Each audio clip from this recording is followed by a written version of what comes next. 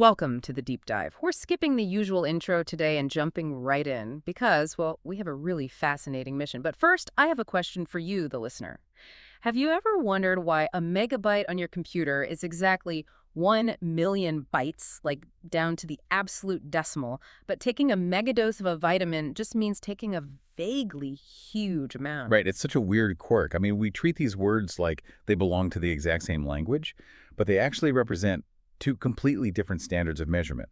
One is a strict mathematical law, and the other is really just a descriptive feeling. Exactly. And that's what we're unpacking today. We've got this stack of medical history and terminology guidelines, and we are going to decode three ancient Greek prefixes: macro, micro, and mega. And our goal here is to discover how these tiny little linguistic tools actually govern modern medicine, because they really do shape everything from how we diagnose ancient diseases to the protocols designed to prevent fatal medication errors today. Yeah, and setting the stage here, the split in how we use them is particularly stark with mega, because in a general sense, macro and micro are pretty neutral. Like a macronutrient is just a nutrient your body needs a lot of: protein, carbs, whatever. Yeah, and a microorganism is just an organism that happens to be really small. Right, but mega and its suffix cousin megaly, those are almost exclusively used for pathology. They really are.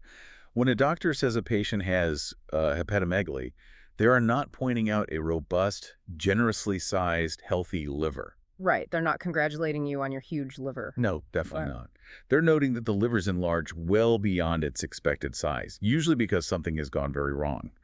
In the medical vocabulary, mega is basically a red flag. It means too big, not just big. Okay, let's unpack this, because to figure out how medicine ended up treating mega as this fuzzy pathological warning sign while everyday science treats it as exactly 1 million, we have to look at a literal fork in the road of scientific history.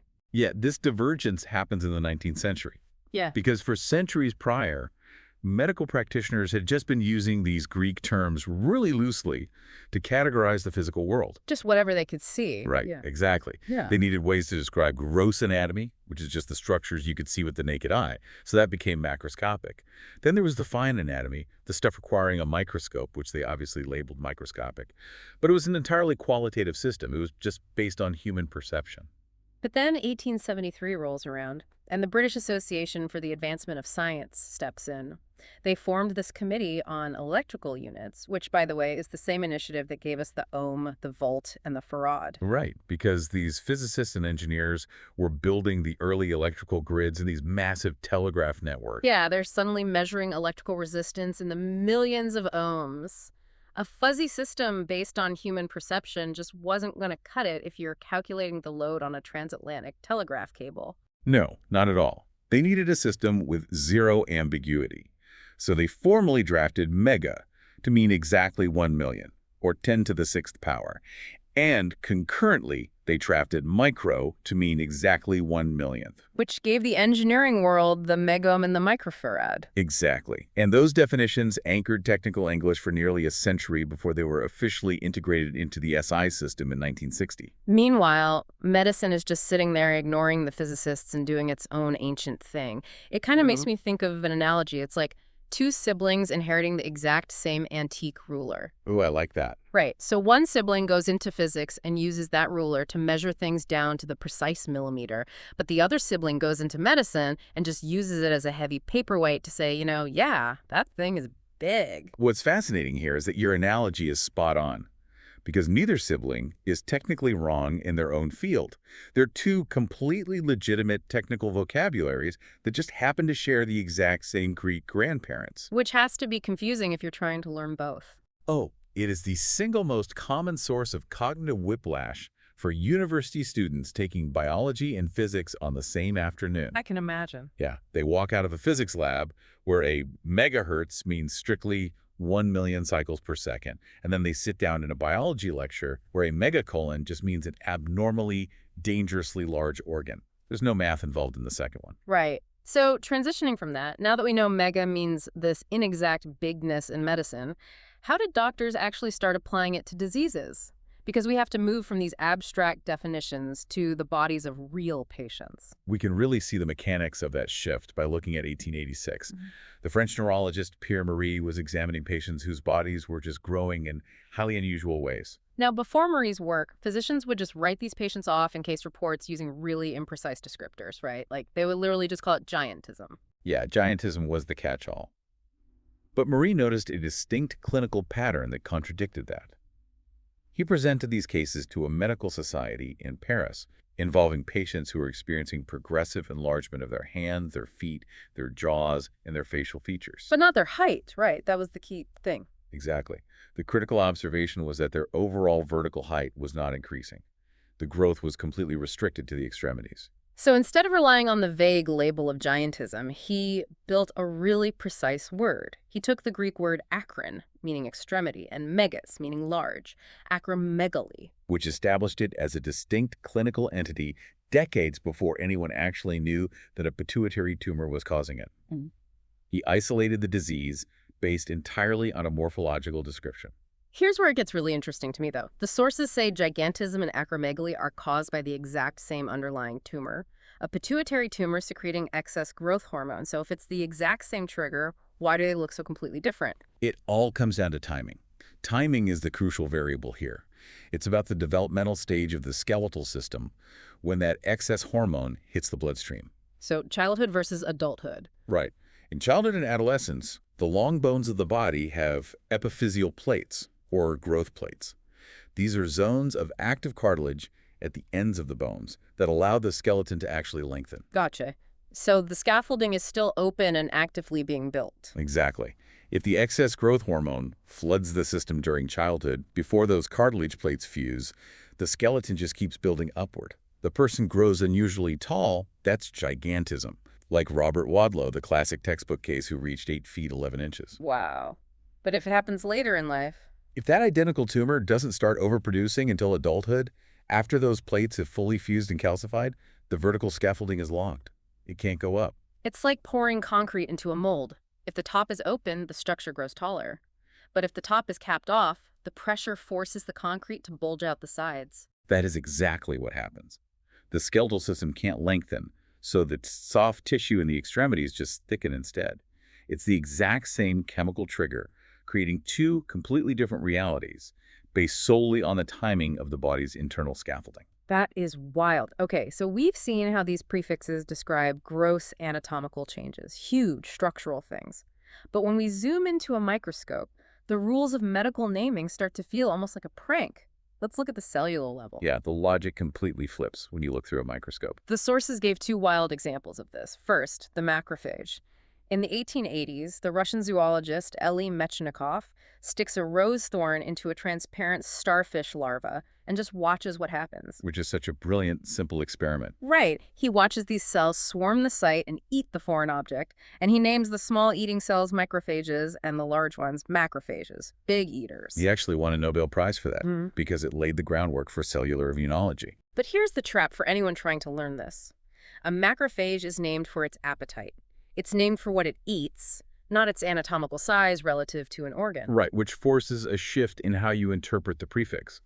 In the microscopic world, macro frequently describes mechanism or function, not just physical dimensions. And then there's the megakaryocyte.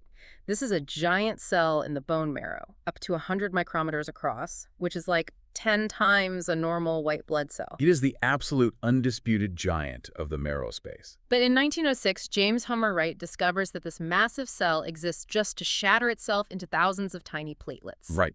It extends these long ribbons of its own cytoplasm into the blood vessels, and the flow of the bloodstream literally shears off fragments of the cell. So what does this all mean? The megakaryocyte, the biggest cell in the marrow, is literally the precursor to the smallest elements in the blood.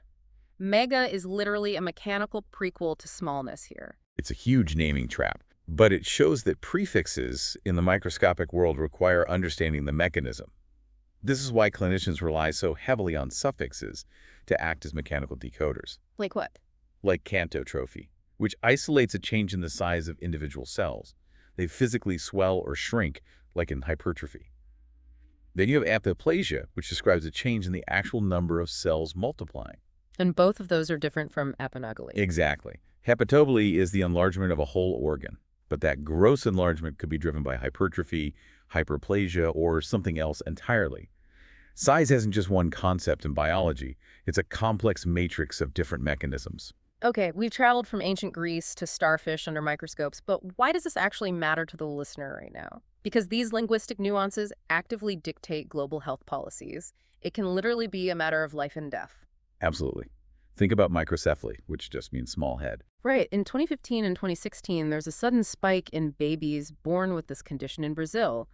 And that single prefix, micro, anchored the entire global Zika virus outbreak investigation. Identifying that structural anomaly triggered a global response. And you, as the listener, probably interact with these terms on your own routine blood work, too. Oh, right, the MCV metric.